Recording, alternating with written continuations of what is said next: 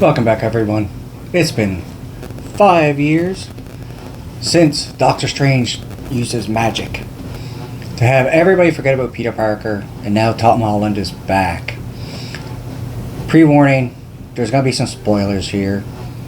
There's some stuff I have to spoil in order to get this review across, so you're warned. It opened up, it skipped ahead. If you remember, Ned and MJ were going off to MIT. Everything happened. Now they're getting ready to graduate.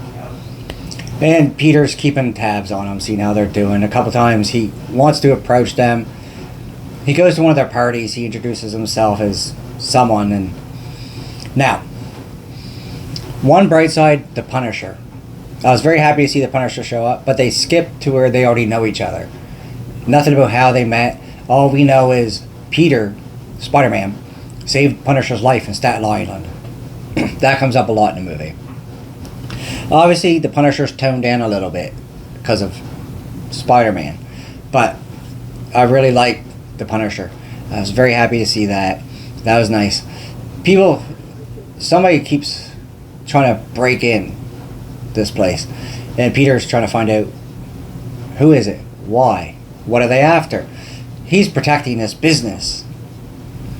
This part was kind of predictable, but I'm not going to give this away. But he ends up... Spider-Man, all he does now is Spider-Man.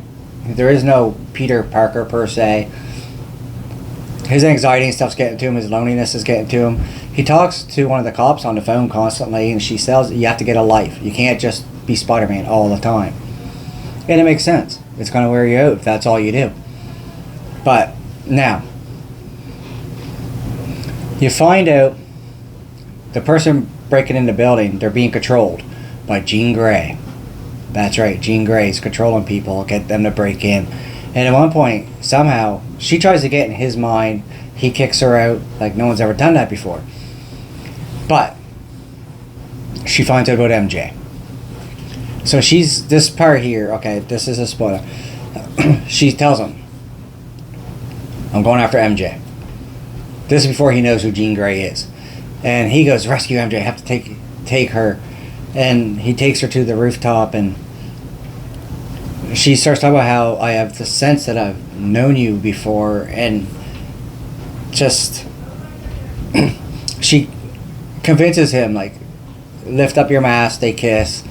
She takes the mask completely off, like, all this, they kiss, he hugs her, he starts crying like, I've missed you so much. And then she starts talking. It's Jean Grey took control of her mind, and it was a fucking gut punch, because he was so happy she remembered him, and it was all a ploy.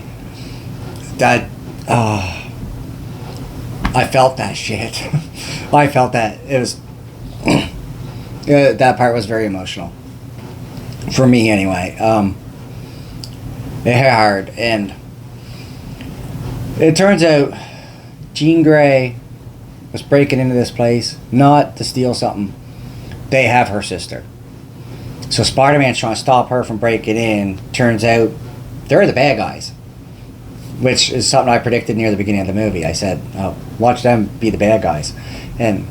But Jean Grey, she's here. That made me happy. And I don't want to spoil everything. He does end up talking more to MJ. She finds the letter he wrote, if you remember, No Way Home. He wrote the letter, never gave it to her. He gets Frank, the Punisher, to watch her while he's doing shit.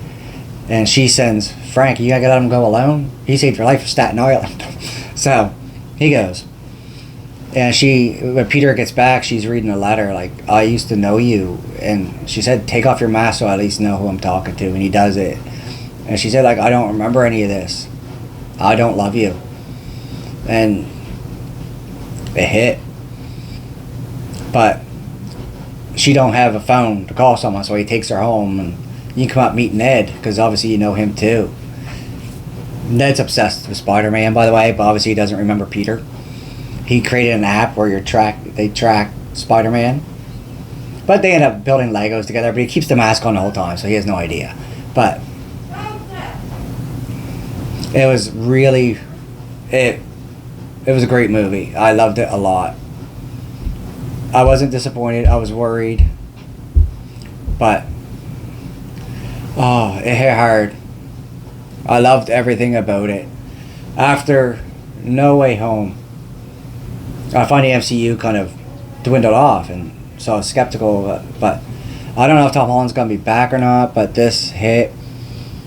There's a couple things happen at the end I'm not going to spoil that was like, I like that.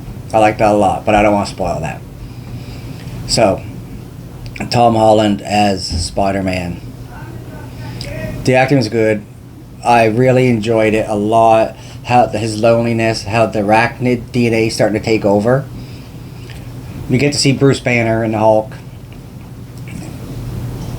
I love Bruce Banner. I love the Hulk. Love him. So, this is a short review because I don't want to spoil too much, but that part on the rooftop just fucking, it hit. So, using my Willow scale, I am going to rate this. I'm going to give it 4.5 Willows out of 5 because I was thoroughly entertained. I'm not one of those people, despite reading comics and stuff, that nitpick it apart. That was different. That's not me. Unless it's a huge, major change, obviously. But I enjoyed it a lot. I will definitely be watching it again. 4.5 Willows out of 5. Stick around for the credits, because there is an end credit scene if you haven't watched it yet.